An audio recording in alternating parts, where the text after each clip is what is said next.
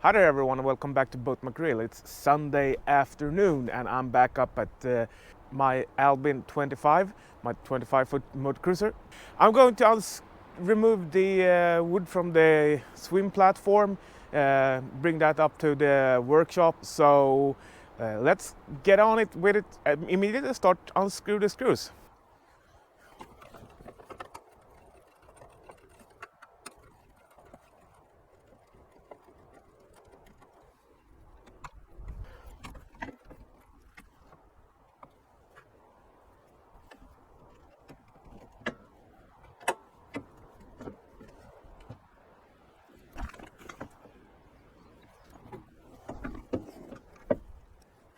Well then, let's head up to the workshop.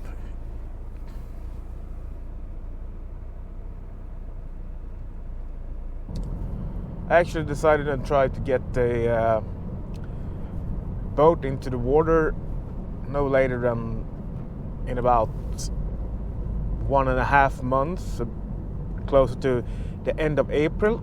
Therefore, there is a bunch of stuff that needs to be done. I'm taking care of the bigger stuff. Also, one of the more time-consuming works that I'm going to do now, it's to take care of the swim platform, and there's also a little bit of stuff that I want to do on the hull under the waterline. I would like to just hand sand the surface once and put at least one more coat or maybe 2 more coat of tiger coat on that I put on last year.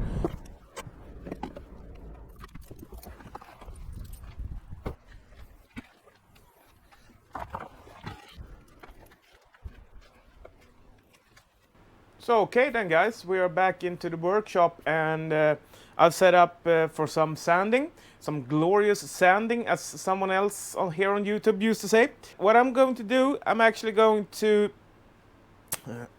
sand all these pieces. They are solid mahogany or something like that, mahogany or teak, whatever, I don't really know at the moment, but sand it down with a 120 grit sandpaper. Let's start sanding.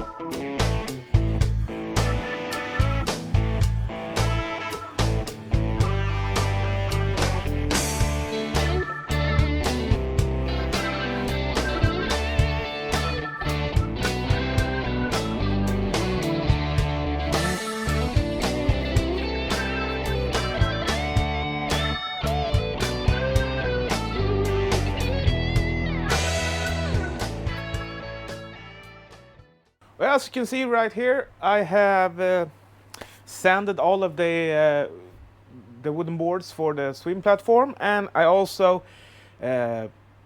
drilled out a lot of old holes. What I'm going to do here, I'm gonna fill these with thickened epoxy and then redo the holes later on. The reason to this is that there's a bunch of holes that is not used, and to have them there is a perfect way for water and stuff to get into the wood and start to decompose it or make it rotten. There has been a couple of places where there's old holes. I don't know what they were used for, but where I had to drill out and the wood was pretty soft. So I'm pretty sure this is teak. Teak is pretty fat or oily. So what I've done, I've wiped it off. I'm gonna wipe off these surfaces with acetone and then mix up a batch of thickened epoxy, and with one of these plastic things that you use when you are making cakes, just push it in there and fill up the holes as good as possible. I put tape, as you can see, on the underside, on one side, fill this up. Then when that's cured, I'm turning it over, removing the tape and filling on from the other side too. First of all, let's start dry it off with acetone.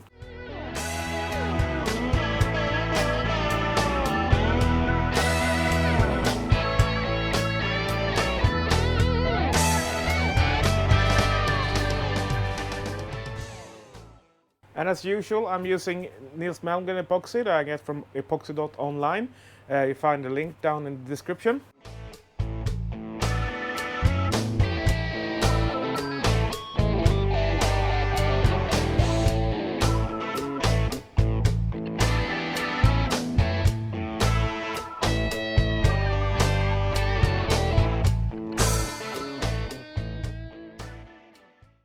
I'm actually making it a little bit more runny right now because I don't want to make it too thick, because I want to be able to squeeze it down into these holes.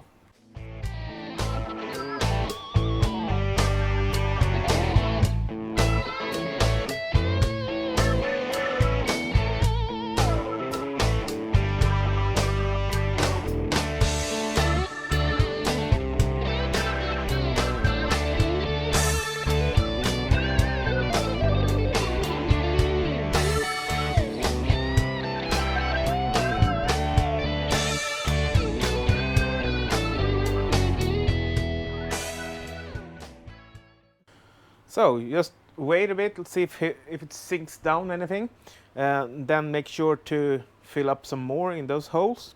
Hi there everyone, welcome back. It's next day, it's actually Monday afternoon, and I came in here, I have sanded down this side where I did the fairing and made it flush. Now I'm turning it over and removing the tapes.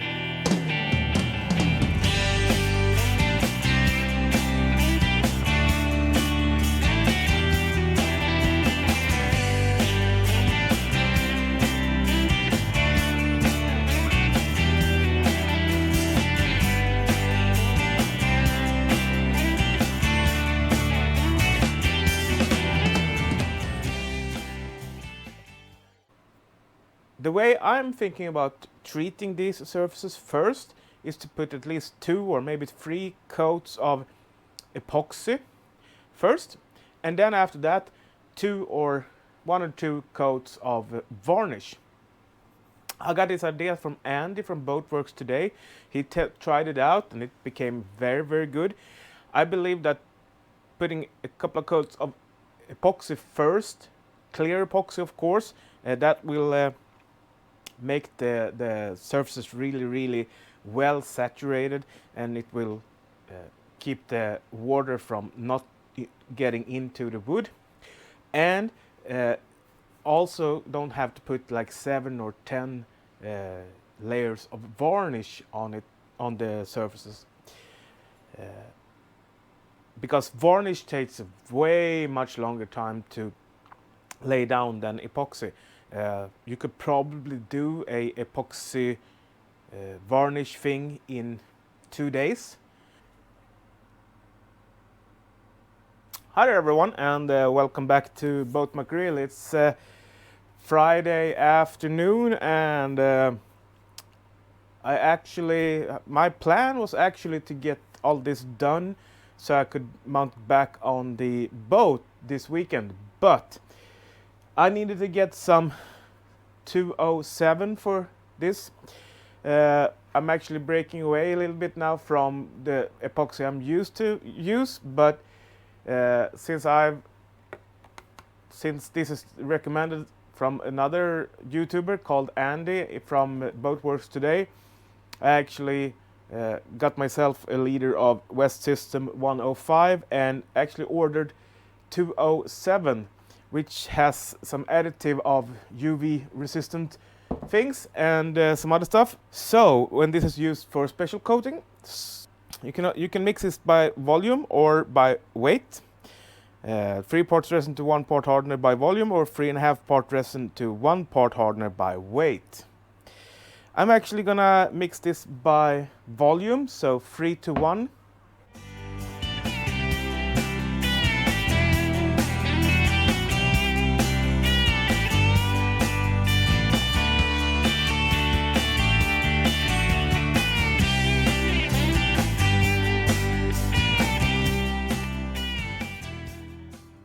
I'm going to use a pretty good brush. It's a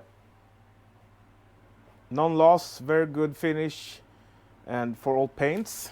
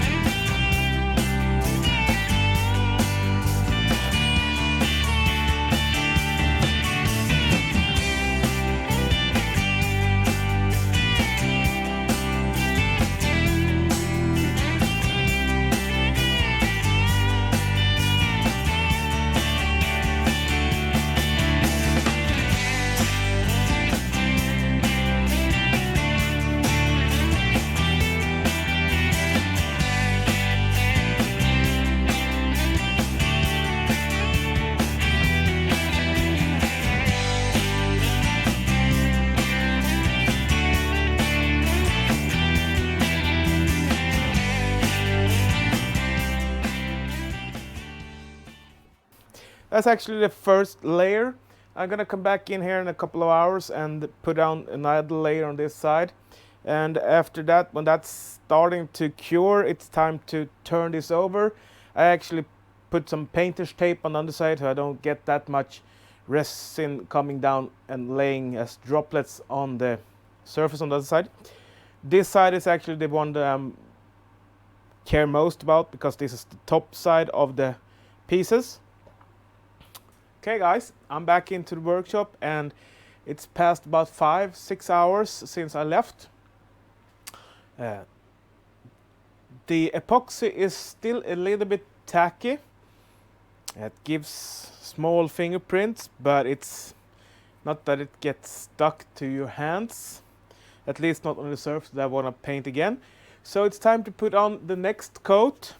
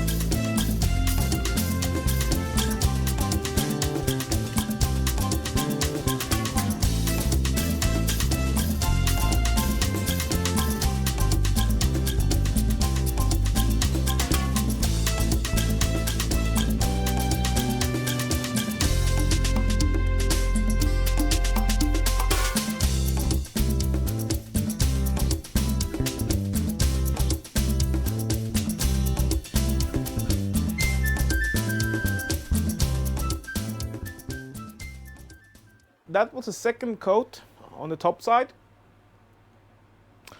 Tomorrow, sometime tomorrow afternoon, I'm gonna come back in here and hopefully all this have cured enough to be able to turn it around and just make sure that all the small dripples and stuff disappears, and then coat the other side. Right now it looks really, really good. There's a really nice surface, so I'm really happy with the result this far. Hi guys, it's Saturday afternoon and I'm back out in the workshop. I've checked it and the stuff and it's pretty good. This episode comes out in just a little few hours and therefore I'm a little bit hurry. I've had a bit too much to do this Saturday. But I wanted to show you a last thing. I've actually got some remarks about the dripping that occurs when you have a surface like this and it rims over the edge and collects on the other side. Therefore, I actually used painter's tape around the edges. It's pretty easy. It makes it much easier to remove those drips. So I'm gonna show you right here. You remove that like that. Take a sharp knife, put it under the tape.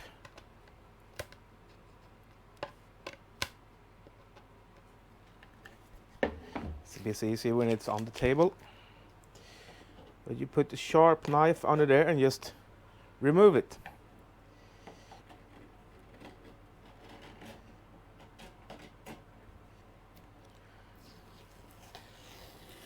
I'm gonna show it over here where there's more drips.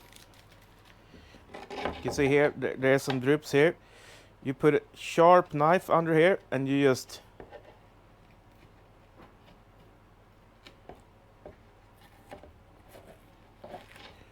remove the tape like that. It makes it a lot easier to remove those strips. So, but you have to make sure that you have a sharp knife for this. Here's actually the boards right now. I've sanded a little bit on the edges here, and I have had my fingers and stuff on, so it's not as shiny as it was earlier. But this is gonna be sanded a tad bit anyway before I put on the 2 coats of varnish. But that will have to wait for next week because I didn't have time to do this. I had to order that 207 and that took a couple of days. So therefore I'm a little bit after in time. So until next week, take care everyone and make sure to stay well now in COVID-19 times. I will make sure to be here next week. So take care, stay well, and for now, bye everyone.